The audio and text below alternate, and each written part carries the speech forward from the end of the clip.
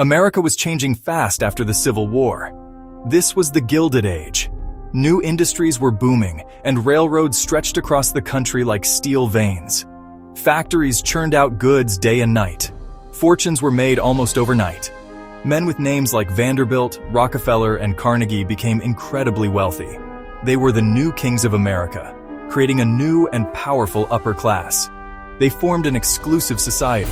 It was a world of private clubs, lavish parties, and strict social rules. Women like Caroline Astor, known as the Mrs. Astor, decided who was in and who was out. Her famous ballroom became the ultimate symbol of acceptance into New York's elite circle. The new American millionaires looked across the Atlantic for inspiration. They saw the kings, queens, and nobles of Europe. These were people with centuries of history, living in magnificent castles and palaces.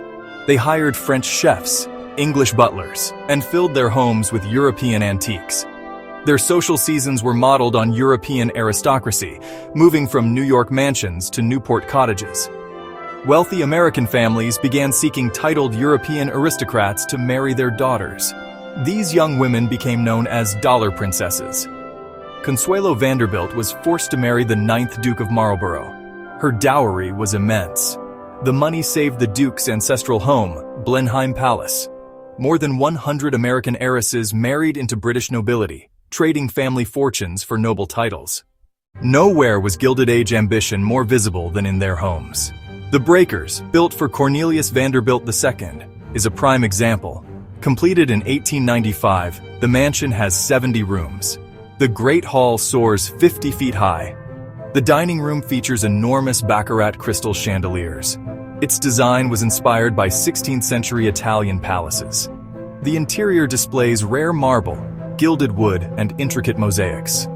Just down the road is Marble House, built for William and Alva Vanderbilt between 1888 and 1892. The gold ballroom is covered in gold leaf with ornate carvings and ceiling paintings. This was where Alva hosted the legendary ball that secured her family's social dominance. The mansion cost $11 million, with 500,000 cubic feet of dazzling white marble. Its design was heavily inspired by the Petit Trianon at Versailles. In North Carolina's mountains, George Washington Vanderbilt II created the Biltmore Estate, the largest privately owned house in the United States. With 250 rooms, it was modeled on the great chateau of France's Loire Valley. It's surrounded by formal gardens designed by Frederick Law Olmsted, creating a self-sufficient Gilded Age kingdom, a testament to creating a corner of Europe in the American wilderness. The ultimate model for these American palaces was the Palace of Versailles in France.